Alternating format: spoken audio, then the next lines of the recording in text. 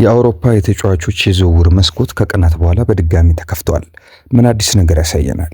ሰላም ውድ የፉትቦል ማዕድ ተመልካቾች እንዴት አላችሁ? ፉትቦል ማዕድ በአጫጭር ወቅታዊ የእግር ኳስ መረጃዎችና ፕሮፋይል ነክ በሆኑ ጉዳዮች ወደ እናንተ ዘወትር እየደረሰ ነው። እናንተም አብሮነታችሁን ላይክ፣ ኮሜንት፣ ሼር፣ ሰብስክራይብ በማድረግ አሳዩን። የተጫዋቾች ዝውውር ሰኞ መልሶ ተከፍቷል። ዘንድሮ ባልተለመደ መልኩ በፊፋ ፈቃድ ለ10 ቀናት የተጫዋቾች ዝውውር ክፍት ሆኖ ነበር። ፊፋ ይህን ያደረገው በዓለም ክለቦች ዋንጫ የሚሳተፉ ክለቦች ራሳቸውን እንዲያጠናክሩ በማሰብ ነው። በእነዚህ 10 ቀናት ውስጥ የእንግሊዝ ክለቦች 400 ሚሊዮን ፓውንድ ወጪ አድርገዋል። ማንቸስተር ሲቲ 116.2 ሚሊዮን ፓውንድ በማውጣት ከፍተኛውን ድርሻ ይወስዳል። አሁን በድጋሚ ዋናው የተጫዋቾች ዝውውር በይፋ ተከፍቷል። በእንግሊዝ ታላላቅ ክለቦች ምን አይነት ተሳትፎ ያደርጋሉ የሚለው በጉጉት ይጠበቃል።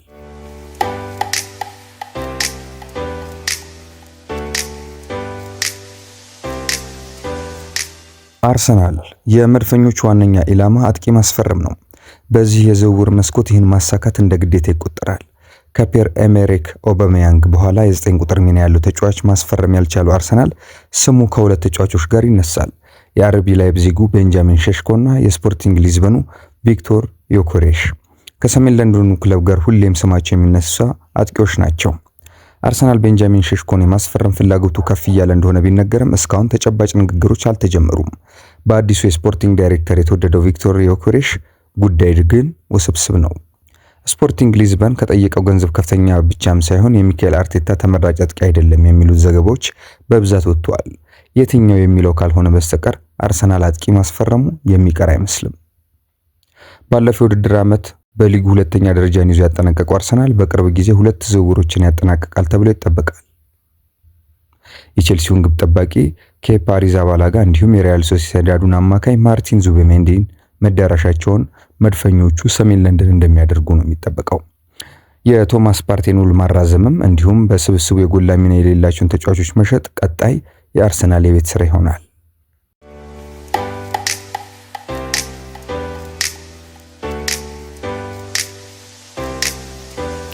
ማንቸስተር ዩናይትድ ማቲዩስ ኩንሃን ከወልቭስ ያስፈረመው ዩናይትድ ብዙ ስራ ይጠብቀዋል። ከከፍታቸው እየወረዱ የሚገኙት ቀይ ሰይጣናቱ አዳዲስ ተጫዋቾችን ከማስፈረም እኩል የመውጫ በሩ ላይ የሚገኙ ተጫዋቾችን መሸጥ ላይም ማተኮር ይኖርባቸዋል።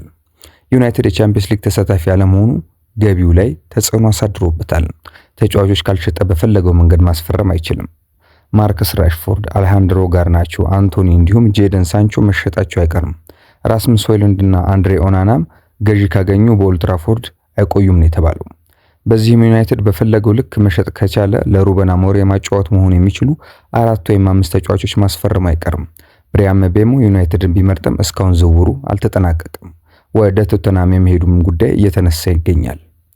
ከዝውውር ገንዘቡ ጋር በተያያዘ ከብሬንትፎርድ ጋር መስማማት አልቻሉም። ዩናይትድ ከካሜሩናዊ ተጫዋች ውጪ አማካይ፣ ግብ ጠባቂና የመስመር ተከላካይ ኢላማዎች ይሆናሉ። በተጨማሪ ማንቸስተር ዩናይትድ ጆሹዋ ዚርክዚን ለማቆየት ወስነዋል። የተወሰኑት የሴሪኤ ክለቦች በተጫዋቹ ላይ ፍላጎት የነበራቸው ቢሆንም ዩናይትዶች ግን ጆሹዋን መሸጥ አይፈልጉም።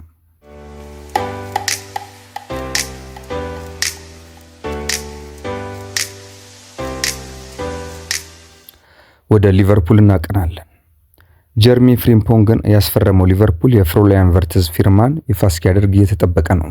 ሊቨርፑልን ለመቀላቀል ከስምምነት ላይ የደረሰው ጀርመናዊ አማካኝ ፍሎሪያን ቨርትስ በዚህ ሳምንት ወደ እንግሊዝ ያመራል ተብሏል። ተጫዋቹ የፊታችን አርብ የጤና ምርመራውን በማድረግ ወደ ሊቨርፑል የሚያደርገውን ዝውውር ያጠናቅቃል ተብሎ ይጠበቃል።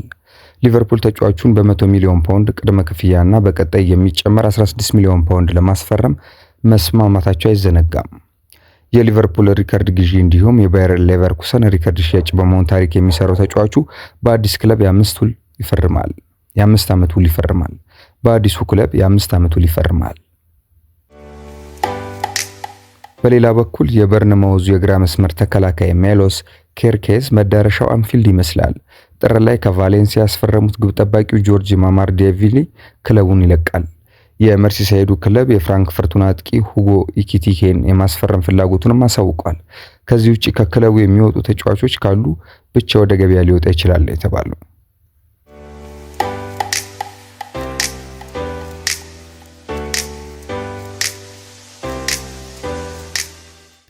አሁን ወደ ምዕራብ ለንደን እናቀናለን። ቼልሲ ነው የምናገኘው። እንግሊዛዊውን ወጣት አጥቂ ሊያም ዴላፕን ያስፈረመው ቼልሲ በዝውውሩ የበዛ ተሳትፎ ላያደርግ ይችላል ተብሏል። በዋነኝነት ጄደን ሳንቾን በመልቀቁ የመስመር አጥቂና ግብ ጠባቂ የማስፈረም እቅድ ይዟል። የቦሩሲያ ዶርትሙንዱ ጄሚ ጊትንስ የመስመር አጥቂ ተመራጭ ተጫዋች ነው። የ20 ዓመቱን እንግሊዛዊ ለማስፈረም ያቀረቡት 42 ሚሊዮን ፓውንድ ግን በዶርትመንድ ውድቅ ተደርጎባቸዋል። በግብ ጠባቂ በኩልም የኤሲ ሚላኑ ማይክ ሜኞን ለማስፈረም ያደረጉት ጥረት አልተሳካላቸውም። ቼልሲ እነዚህን ተጫዋቾች ከዓለም ክለቦች ዋንጫ ውድድር በኋላ ለማስፈረሙ መጣሩ አይቀርም። የምዕራብ ለንደኑ ክለብ እስከ 10 ተጫዋቾችን ሊለቅ እንደሚችልም የቢቢሲ ስፖርት ዘገባ ያሳያል። በሌላ በኩል ቼልሲ የኦሎምፒክ ሊዮኑን የክንፍ ተጫዋች ማልኪ ፎፋናን ለማስፈረም የቃል ጥያቄ ማቅረቡ ተገልጿል። ሰማያዊዎቹ የ20 ዓመቱን ተጫዋች የማስፈረም እንደሚፈልጉ ሲገለጽ፣ በተጨማሪም ሌሎች አማራጮች መያዛቸው ተነግሯል። ከዓመት በፊት ከቤልጂየሙ ክለብ ጄንት ሊዮንን የተቀላቀለው ተጫዋቹ በሊዮን እስከ 2028 የሚያቆይ ውል አለው። ቤልጂየማዊው ተጫዋች ማሊክ ፎፋና ባለፈው ዓመት ለሊዮን ባደረጋቸው 41 ጨዋታዎች 11 ጎሎችን ሲያስቆጥር 6 አመቻችቶ አቀብሏል። ቼልሲ የጄደን ሳንቾን መልቀቅ ተከትሎ በቀኝ የሚጫወት የፊት መስመር ተጫዋች ለማስፈረም ወደ ዝውውር ገበያው መውጣታቸው ሲዘገብ እንደነበር ይታወቃል።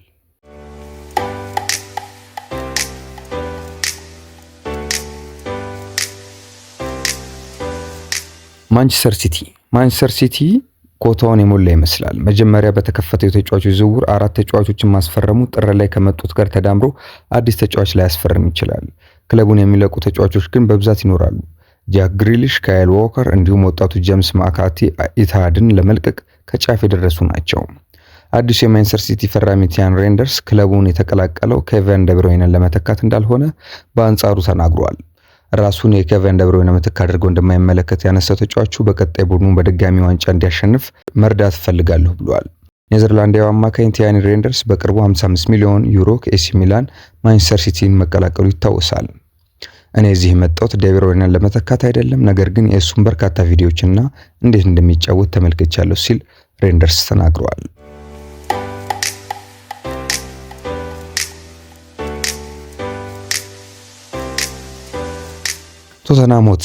ቶተንሃም በአዲሱ አሰልጣኝ ቶማስ ፍራንክ ምን አይነት መልክ እንደሚኖረው ለማየት ያጓጓል። የአንጅ ፖስቴኮግሉ መልቀቅ ያላስደሰታቸው ተጫዋቾች ክለቡ ሊለቁ ይችላሉ እየተባለ ነው።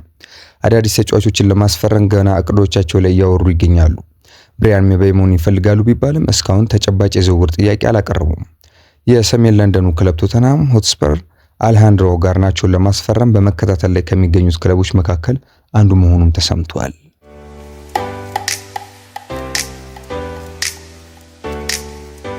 ወደ ስፔን እናቀናለን። ማድሪድን ነው የምናገኘው። ሪያል ማድሪድ የሞሮካዊውን የፊት መስመር ተጫዋች ብራሂም ዲያዝ ኮንትራትን ለማራዘም መቃረቡ ተገልጿል። ብራሂም ዲያዝ ለሪያል ማድሪድ ተጨማሪ 5 ዓመት ኮንትራት ለመፈረም ለስምምነት መቃረቡን የተነገረው። ሎስ ብላንኮቹ በቀጣይ ግብ ጠባቂውን ቲቦ ኮርቷ ኮንትራትም ያረዘማሉ ተብሎ ይጠበቃል። ብራሂም ዲያዝ በሪያል ማድሪድ ቤት ደስተኛ መሆኑና በአሰልጣኝ ዣቢ አሎንሶ ስር ለመስራት መጓጓቱ ተነግሯል።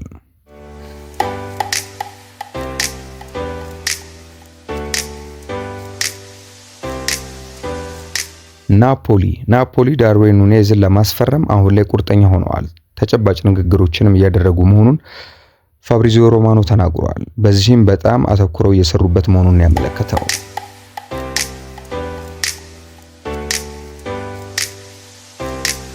ኢንተር ሚላን ራስሙስ ሆይሉንድን ለማስፈረም ከፍተኛ ፍላጎት ማሳየታቸውን ጋዜጣ ኢታሊያ ዘግቧል። እንደ ጋዜጣው ዘገባ ኢንተር ሚላን ሆይሉንድን ለማስፈረም ንግግር ጀምረዋል። ኒውካስል ጆዋ ፔድሮን ከብራይተን ለማስፈረም ንግግር ጀምሯል። ተጫዋቹ እስከ 60 ሚሊዮን ዩሮ ድረስ ያወጣል ተብሎ ይገመታል። እንደ ቴሌግራፍ ዘገባ ኒውካስል በእጃቸው ተጫዋቹን በቶሎ ለማስገባት እየሰሩ ነው። አትሌቲኮ ማድሪድ የአንድሪው ሮበርትሰንን ስምምነት ለመጨረስ እየሰራ መሆኑ ተዘግቧል። የሮበርትሰን ስምምነት ካልተጠናቀቀ ሉካስ ዲኜን በግራ ተከላካይነት እንደ አማራጭ እያጤኑ መሆናቸውን ፋብሪዚዮ ሮማኖ አስነብበዋል።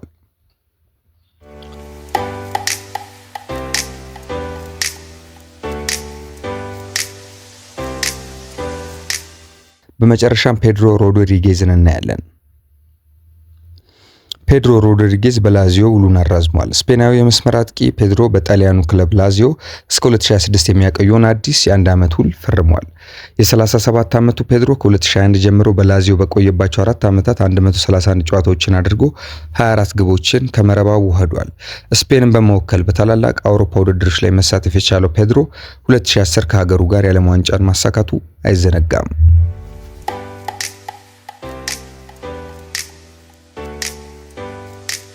ውድ የፉትቦል ማዕድ ተከታዮች፣ ፉትቦል ማዕድ በወቅታዊ የዝውውር ጉዳዮች ወደ እናንተ የደረሰበት መረጃ ይህን ይመስላል። ከሌሎች ጥንቅሮች ጋር አብራችሁን ቆዩ። ሰላም።